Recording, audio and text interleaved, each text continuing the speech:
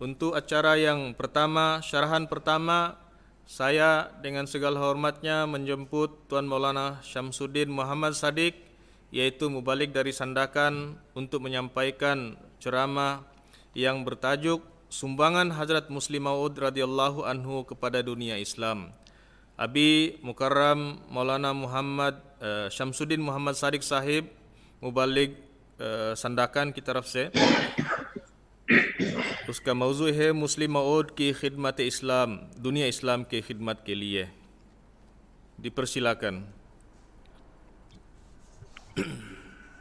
أشهد أن لا إله إلا الله وحده لا شريك له وأشهد أن محمدا عبده ورسوله أما بعد فأعوذ بالله من الشيطان الرجيم بسم الله الرحمن الرحيم الحمد لله رب العالمين الرحمن الرحيم مالك يوم الدين إياك نعبد وإياك نستعين اهدنا الصراط المستقيم صراط الذين أنعمت عليهم غير المغضوب عليهم ولا الضالين اللهم صل على محمد وعلى آل محمد كما صليت على إبراهيم وعلى آل إبراهيم إنك حميد مجيد اللهم بارك على محمد وعلى آل محمد كما باركت على إبراهيم وعلى آل إبراهيم إنك حميد مجيد. Tuan-tuan dan puan-puan hadirin peserta Jalsah Muslih Maud radhiyallahu yang saya hormati, Assalamualaikum warahmatullahi wabarakatuh.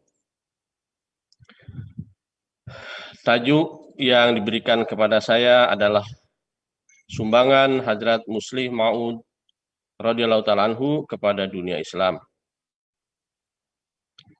Tuan-tuan dan puan-puan, di dalam Al-Quran disebutkan bahwa ada 3 orang yang sebelum kelahirannya telah diberitahukan terlebih dahulu. Yaitu yang pertama, Nabi Ibrahim alaihissalam telah diberitahukan lebih awal tentang kelahiran 2 putra beliau, yaitu Nabi Ismail dan Nabi Ishak. Yang kedua adalah Nabi Zakaria. Ya, beliau juga sesuai dengan doa beliau diberitahukan beliau akan mempunyai seorang anak yang bernama Yahya. Yang ketiga adalah Siti Maryam, ibunda kepada Nabi Isa alaihissalam, yaitu bahwa beliau diberitahukan lebih awal oleh Allah SWT bahwa beliau akan mendapatkan anak. Kemudian Hazrat Masih Maud alaihissalam, di dalam wahyu-wahyu beliau juga, beliau disebut sebagai Ibrahim, yang berarti bahwa ada satu sifat Ibrahim yang akan beliau warisi. Itu sebagaimana Nabi Ibrahim telah diberitahukan tentang kelahiran anak beliau, maka beliau juga, yaitu Hazrat Masih Maud salam, telah diberitahukan lebih awal bahwa beliau akan diberikan seorang putra. Nah, selanjutnya akan saya sampaikan isi ceramah yang sesuai dengan permintaan.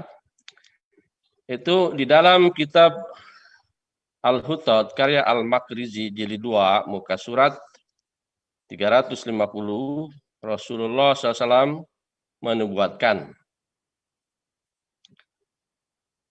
yang bunyinya ruya anna Rasulullah SAW qol liwabdi juzamin marhaban bi qaumi Su'aib wa ashari Musa la taqumus sa'atu hatta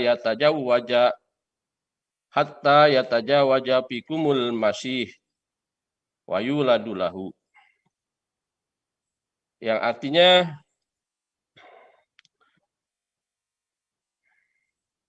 Rasulullah SAW bersabda kepada utusan atau delegasi Juzam.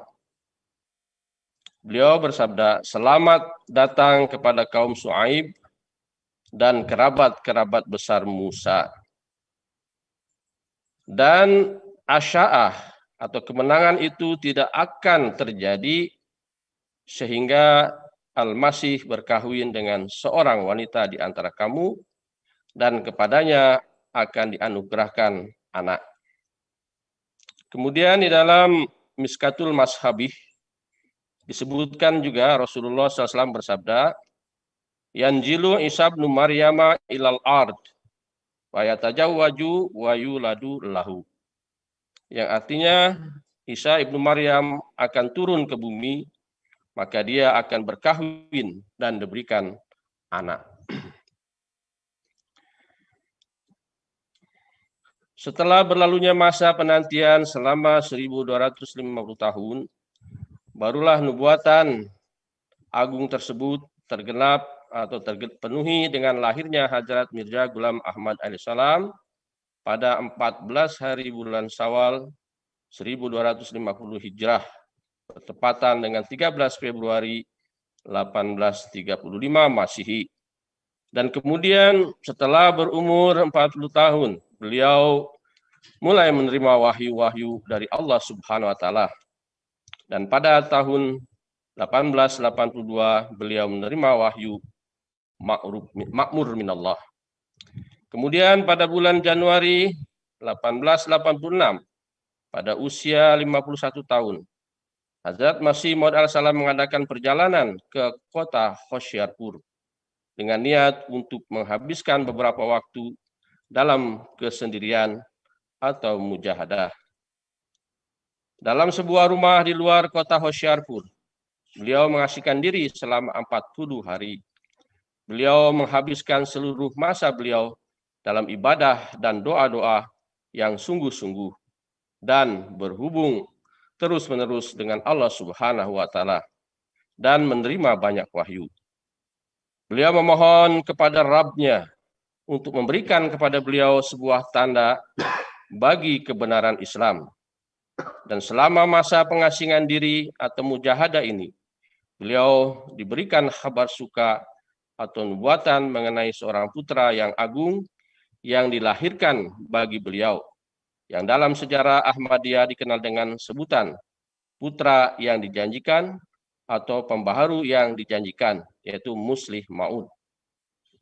Beliau menyatakan, Allah Ta'ala Tuhan yang maha besar dan maha mulia, maha pengasih, maha pemurah, maha tinggi, yang mempunyai kekuasaan untuk berbuat segala yang dia kehendaki.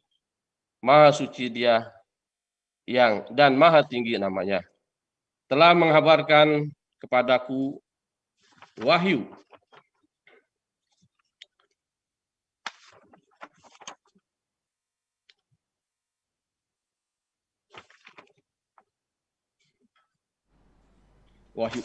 itu ya. Kemudian Hadrat Masih Maud alaihissalam menulis atau mencatat nubuatan tersebut atau kabar suka ini pada 20 Februari 1886 dan disiarkan dalam surat kabar Riyaj-e-Hind pada 1 hari bulan Mac 1886 sebagai berita tambahan dalam surat kabar itu. Nah, setelah itu dicetak dalam bentuk selebaran atau leaflet pada 22 hari bulan Mac 1886, di mana di dalamnya disebutkan bahwa berasaskan wahyu ilahi, putra yang dijanjikan itu akan lahir dalam masa periode 9 tahun. Wahyu nubuatan tersebut telah dibacakan oleh Maulana Saladin. Jazakumullah atas pembacaannya. Jadi meringankan beban saya sedikit. Sesuai dengan nubuatan tersebut, pada 12 hari bulan Januari 1889, lahirlah Hazrat Mirza Bashiruddin Mahmud Ahmad yang merupakan anak tertua dari 5 putra-putri Hazrat Masih Maud Assalam dari istri yang kedua beliau, yaitu Hazrat Sayyidah Nusrat Jahan radhiyallahu anha. Walaupun beliau, yaitu Muslim Maud, memahami, demikian juga para sahabat Masih Maud alaihissalam radhiyallahu anhum, bahwa beliau adalah putra yang dijanjikan. Beliau tidak mengisytiharkan diri bahwa beliau adalah Muslim Maud.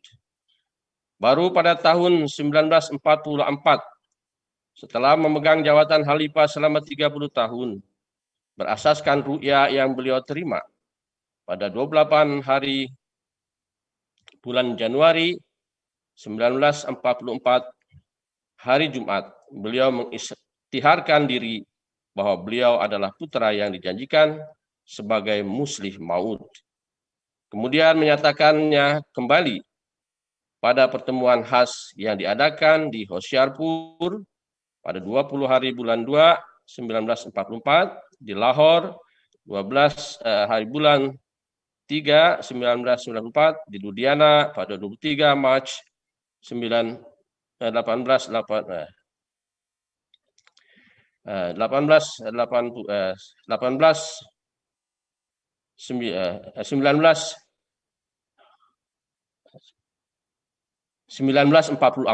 dan di Delhi dan 16 bulan April 1944.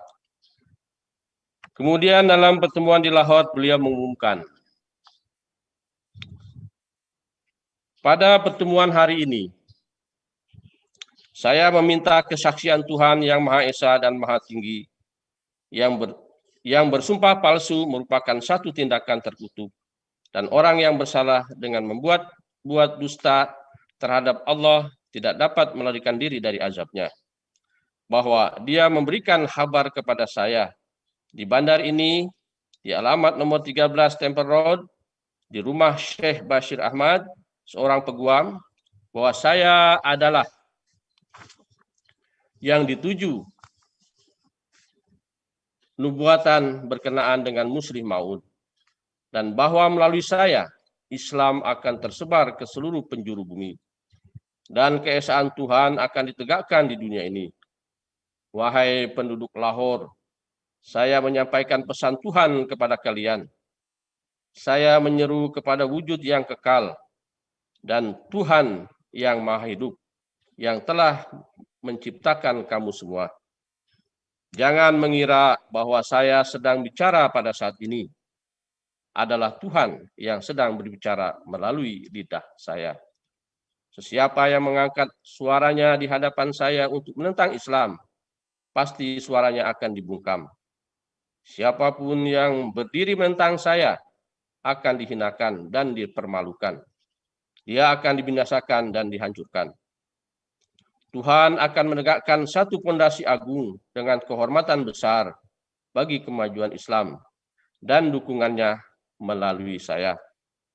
Saya adalah seorang manusia dan mungkin mati hari ini atau esok. Tapi itu tidak dapat terjadi bahwa saya akan gagal dalam tujuan ini yang untuknya Tuhan telah mengangkat saya. Kemudian dalam pertemuan di Delhi, pada penutupan pidatonya, beliau menyatakan, biarlah seluruh penguasa Kristen yang berdaulat dan pemerintah mereka bergabung. Dan biarlah Eropa dan Amerika bergabung bersama. Biarlah seluruh bangsa yang kaya dan kuat bersatu bersama untuk menggagalkan aku dalam mencapai tujuan ini. Bahkan aku kemudian menyatakan dengan nama Tuhan bahwa mereka sepenuhnya akan gagal melawan aku. Dalam menjawab doa-doa dan rencana-rencanaku, Tuhan akan menggagalkan rancangan-rancangan, rencana-rencana, dan akal licik mereka, serta melalui aku dan para murid serta pengikut-pengikutku. Tuhan akan meninggikan kemuliaan Islam untuk maksud berdirinya kebenaran dari nubuah ini demi nama Nabi suci Muhammad SAW. Tuhan tidak akan membiarkan dunia begitu saja hingga Islam ditegakkan sekali lagi di dunia ini dengan segala kemuliaannya, dan hingga Nabi Muhammad SAW diterima sebagai Nabi yang hidup bagi dunia. Tertulis dalam Ahmadiyah The Renaissance of Islam, halaman 295-299. Sebagaimana kita semua maklum, masa kekhalifahan beliau berlangsung selama 52 tahun, dari 13 Maret 1914 hingga 8 November 1965, setengah abad lebih. Dalam periode ini, terbuktilah bahwa beliau adalah wujud istimewa yang dipilih oleh Tuhan untuk kemajuan Islam. Kehidupan beliau diisi oleh kesibukan dan membuat rencana, usaha dan pekerjaan mendidik ahli jemaat, yaitu tarbiyat, dan menyebarkan ajaran Islam jemaat ke seluruh dunia atau tabligh, dengan mengirimkan mubalik-mubalik ke seluruh dunia, dan menulis tafsir Al-Quran dan buku-buku untuk keperluan tarbiyat dan tabligh. Kemudian kitab tafsir Quran dan buku-buku beliau diterjemahkan ke dalam bahasa Inggris dan bahasa lain dan lain-lain bahasa.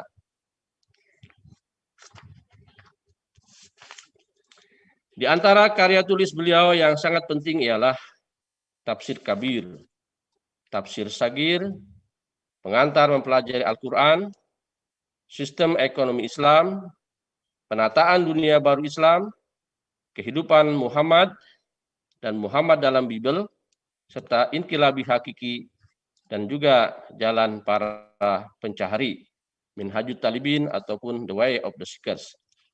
Karya tulis beliau inilah yang menggugah minat dan semangat Islami tokoh-tokoh cendekiawan Islam di seluruh dunia. Sama ada mereka cendekiawan agama, cendekiawan politik, tokoh pergerakan bangsa, ataupun tokoh pergerakan sosial. Berikut ini adalah beberapa tanggapan dan pandangan dan pengakuan dari tokoh-tokoh dunia tentang sumbangan beliau, yaitu Khalifah Ahmadiyah, kepada dunia Islam yang hidup pada masa kekhalifahan beliau. Jadi saya akan kutip dari komen-komen orang-orang Gair Ahmadi dan juga bukan Ahmadi, Gair Ahmadi dan juga tokoh-tokoh lainnya mengenai sumbangan beliau kepada dunia Islam. Yang pertama, Soekarno, Presiden pertama Republik Indonesia, dalam bukunya Di Bawah Bendera Revolusi menulis,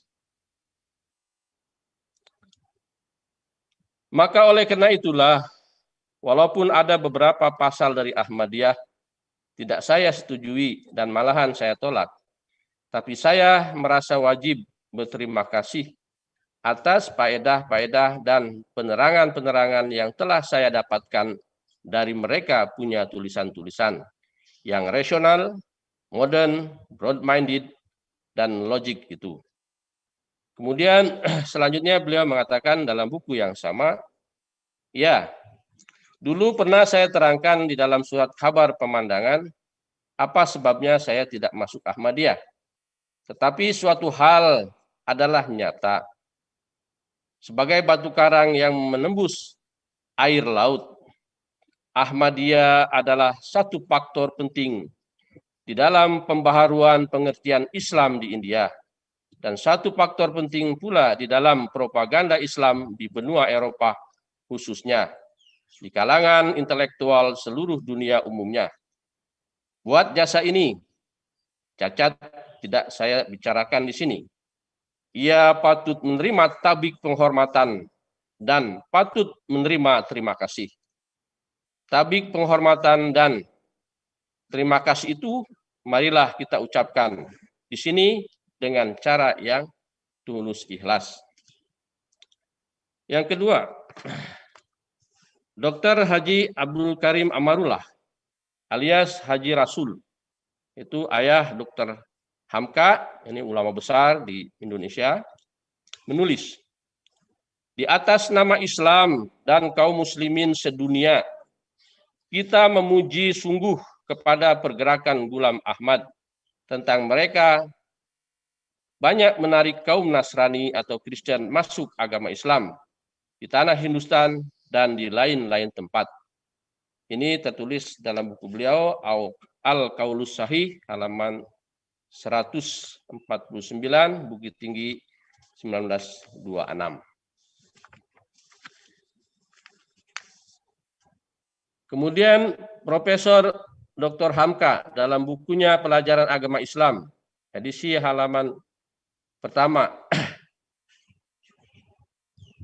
menulis, adapun kaum Ahmadi atau Ahmadiyah yang usahanya melebarkan Islam di benua Eropa dan Amerika dengan dasar ajaran mereka, faedahnya bagi Islam ada juga. Mereka mentafsirkan Al-Quran ke dalam bahasa yang hidup di Eropa. Padahal zaman 100 tahun yang telah lalu masih merata kepercayaan tidak boleh menafsirkan Al-Quran. Penafsiran Al-Quran dari kedua golongan itu membangkitkan minat bagi golongan yang menginginkan kebangkitan Islam. Ajaran Muhammad kembali buat memperdalam selidiknya tentang Islam. Kemudian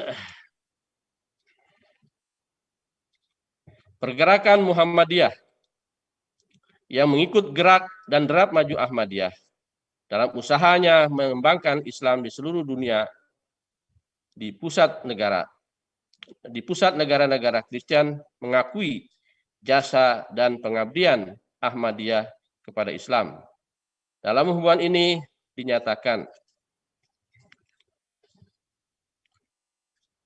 mubalik Ahmadiyah yang telah bermukim di Barat sangat kuat mengembangkan agama Islam dan meratakan pengajarannya. Begitulah berangsur-angsur terus-menerus yang datang pada kemudiannya. Hingga di antara mubalik itu ada yang menuju pusatnya Kristen di tanah Rom. Italia hendak diislamkannya. Almanak Muhammadiyah tahun 1357 Hijrah. Seterusnya dinyatakan, pergerakan Ahmadiyah yang asalnya dari Hindustan pada sekarang ini dibicarakan dalam surat-surat kabar. Misionari Kristen di tanah Hindia pun ramai juga yang membicarakan, sama ada dalam meeting mereka maupun dalam surat-surat kabar mereka. Apa Ahmadiyah itu? Apa kekuatannya? Dan pertanyaan rupa-rupa yang lain lagi. Rupa-rupanya, Ahmadiyah dapat perhatian dari pihak Kristen. Ahmadiyah itu pergerakan yang melebarkan agama Islam. Utusannya dikirim kemana-mana di dunia ini. Di Eropa, Asia, Amerika, dan Afrika. Didatangi utusan juga. Pendirian masjid di Eropa sangat diusahakan oleh Ahmadiyah. Islam di Eropa pun mulai berkembang. Zaman ini zaman pikiran. Tentu agama Islam akan dapat kemenangan lagi di Eropa dan seluruh dunia.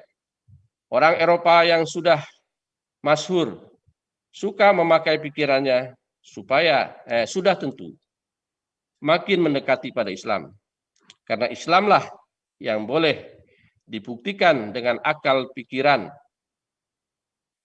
Muhammadiyah sudah ada beberapa anak pergi ke Hindustan untuk melebarkan pemandangan tentang agama Islam. Kemajuan agama Islam di Hindustan ternyata sudah jauh melebihi di tanah kita. Wajiblah kita meniru kemajuannya, saudara kita Islam itu. Ini tertulis dalam Almanak Muhammadiyah halaman 50 dan 74. Jadi berkenaan dengan Muhammadiyah ini, tuan-tuan tahu bahwa pendiri Muhammadiyah adalah Kiai Ahmad Dahlan. Anak beliau yang bernama Arif Dahlan itu, beliau dikirim ke India untuk belajar agama. Dan beliau memang belajar dengan seorang ulama jemaat kita, tapi bukan di Kadian, tetapi di tempat yang lain itu. Ada sejarahnya dan saya sudah baca. Kemudian selanjutnya beberapa kutipan dari majalah Akhbar Dunia. Ya. Ini pengakuan daripada orang-orang yang bukan Ahmadi ataupun yang bukan Islam. Dalam majalah Life Amerika terbitan 9 Mei 1955 menulis, belum selang beberapa lama umat Islam masih belum punya suatu gerakan teratur dan terorganisir baik di bidang dakwah. Akan tetapi sekarang kita jumpai tanda yang nyata pada mereka dengan perhatiannya terhadap teknik dakwah misionari Kristen. Golongan Islam yang paling kuat, paling dinamis, dan hidup di antara semua orang Islam adalah golongan Ahmadiyah yang berpusat di Pakistan, yang memiliki pusat-pusat dakwah di seluruh Eropa, Afrika, Amerika, dan Timur Jauh. Di beberapa daerah di mana misionari Kristen dan mubalik Islam Ahmadiyah berlomba-lomba dalam dakwah, maka hasil yang diperoleh ialah apabila seorang berhasil dimasukkan ke dalam Kristen, maka 10 orang lainnya masuk Islam Ahmadiyah. Kemudian satu majalah lagi, Christlight Dagblad, Copenhagen, Denmark, 15 Desember 1958 menulis, kami sungguh berkepentingan untuk mengikuti apa hasil yang akan dicapai oleh serbuan yang dilakukan oleh Islam terhadap Skandinavia. Kelihatannya memang tidak meragukan lagi bahwa orang-orang Ahmadiyah ini akan berhasil mendapat sukses. Dibanding dengan orang-orang Islam biasa, orang-orang Ahmadiyah jauh lebih serius. Mengenai masalah jihad, mereka tidak sepaham dengan orang-orang Islam umum yang mengatakan bahwa jihad itu adalah mengangkat pedang. Menurut Ahmadiyah, ayat Al-Quran yang mengatakan tidak ada paksaan dalam agama adalah tegas dan menentukan. Kemudian Het Parool Belanda 30 Maret 1962 menulis dengan tajuk yang besar, Kemajuan agama-agama dari Timur, agama Kristen diserbu. Dalam artikel tersebut secara panjang lebar dikatakan bahwa Jemaat Ahmadiyah dengan gigih sekali bekerja di Eropa menyebarkan agama Islam. Dikatakan oleh penulis bahwa pergerakan ini mulai bangkit pada akhir abad yang lalu. Akan tetapi dalam waktu yang singkat, tidak begitu lama, jemaat ini sudah menginjakkan kakinya di Eropa. Misinya sekarang giat sekali bekerja. Mereka mendirikan sebuah masjid di Den Haag yang bertindak sebagai pusat perjuangannya. Dan di beberapa negara lainnya di Eropa, mereka pun sudah mendirikan masjid-masjid. Itulah cara mereka memperjuangkan dan menyebarkan Islam di Barat.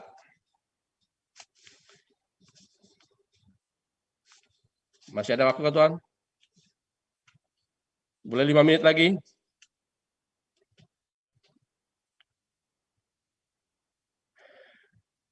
Di Edist Koran Belanda dalam edisinya 11 Oktober 1968 menulis bahwa menanggapi sepak terjang Jemaat Ahmadiyah sebagai suatu hal yang remeh atau biasa saja adalah suatu sikap yang keliru. Karena Jemaat Ahmadiyah mempunyai rencana yang luas dan besar sekali prospeknya. Dikatakannya pula bahwa jikalau Eropa tidak bersatu padu menghadapi Islam yang dibawa oleh Ahmadiyah, niscaya air pasang yang mengancam akan melanda negara-negara Eropa itu tidak akan dapat dicegah lagi. Tuan-tuan dan puan-puan, oleh karena terbatasnya masa, ada lagi sebenarnya masih beberapa halaman yang mengenai dukungan politik kepada kaum muslimin untuk memperoleh kemerdekaan. Tuan moderator, boleh tambah sampai pukul 11? Saya sudah tinggal 2 menit, Tuan. Oh, tinggal 2 menit kah? Oh, ya 2 menit saya baca. Apa? Ke-11. Eh,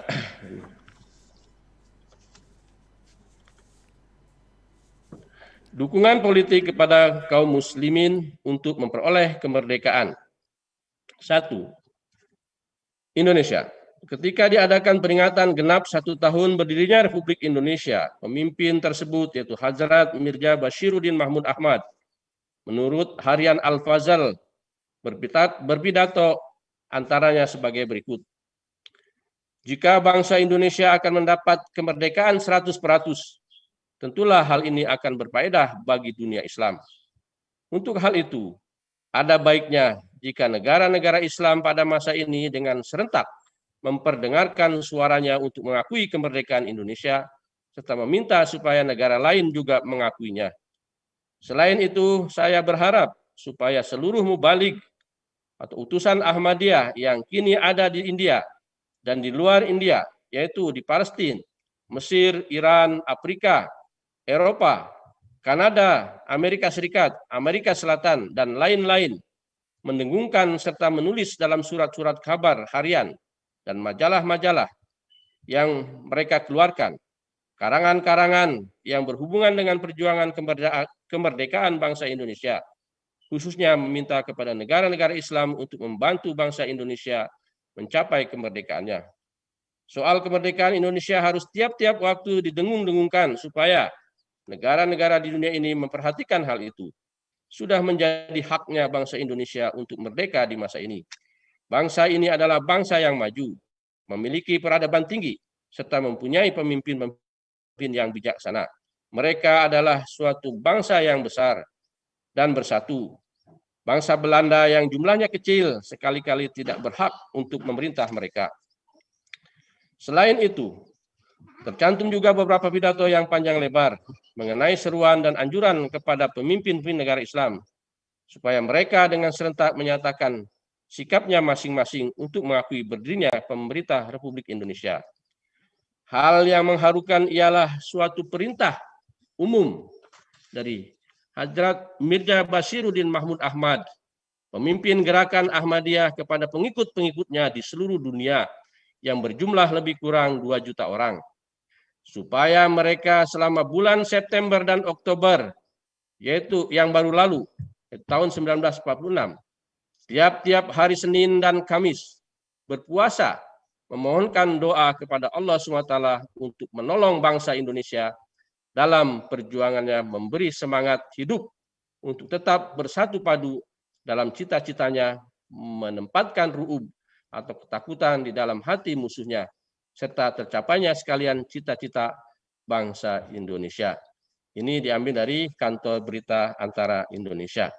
Ada lagi mengenai Palestina dan juga Pakistan, tetapi karena masa tidak mengizinkan, sampai di sini saja dulu. Mudah-mudahan apa yang saya sampaikan ada manfaatnya. Kurang lebihnya saya minta maaf. Assalamualaikum warahmatullahi wabarakatuh. Waalaikumsalam.